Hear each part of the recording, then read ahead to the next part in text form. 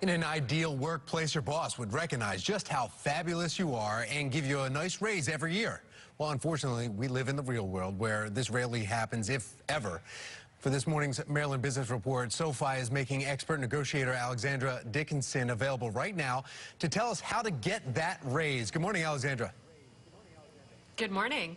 Okay, now first, a lot of us, we always dream about this. We always imagine ourselves just busting through our boss's door and just saying, you know what, the economy's doing very well right now, and I want that raise. I need the raise. I haven't had a raise in years. But then what do we have after that first sentence and the building up the courage? What do we need to have with us when we go in?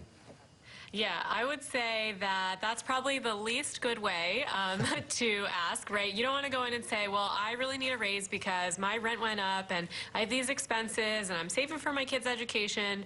That's great, but you got to be able to talk about your performance at work, what you've done for your manager recently, right? So you want to be able to answer, why me, why now?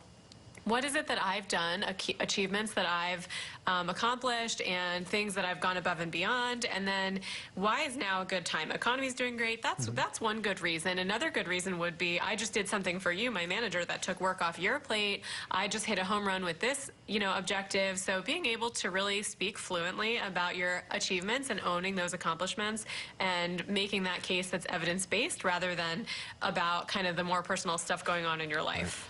Now, how soon is too soon, though, when you go back and you start asking for a raise? So too soon, if I joined the company last month and I'm like, I'm ready for a raise now, that's a little too soon. So you want to be sensitive to kind of the environment. If your company didn't have a good quarter, maybe now is not the time to ask if you've just been posting losses, right? So thinking about what is going on in the context and then what it is that you can say for yourself that makes you deserving right now. Alexandra, a lot of people will go into their boss's office and they'll say, you know what, if I don't get the raise, then that's going to ruin my relationship with them. It'll be awkward working with them from here on out. So what should we do how prepared should we be if we don't get the raise?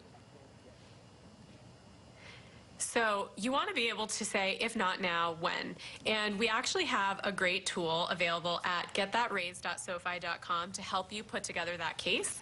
It's going to help you put together information about your background, where you live, your accomplishments, where you see yourself going, and take that presentation into your boss's office so that you will be more likely to get that yes.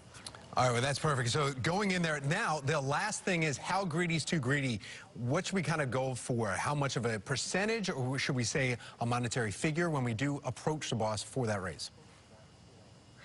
You have to judge it based on your situation. What I would say is you have to get good research. So getthatraise.sofi.com does that online piece of research for you and gives you salary data, and then talk to some folks in your industry who could also give you some more info.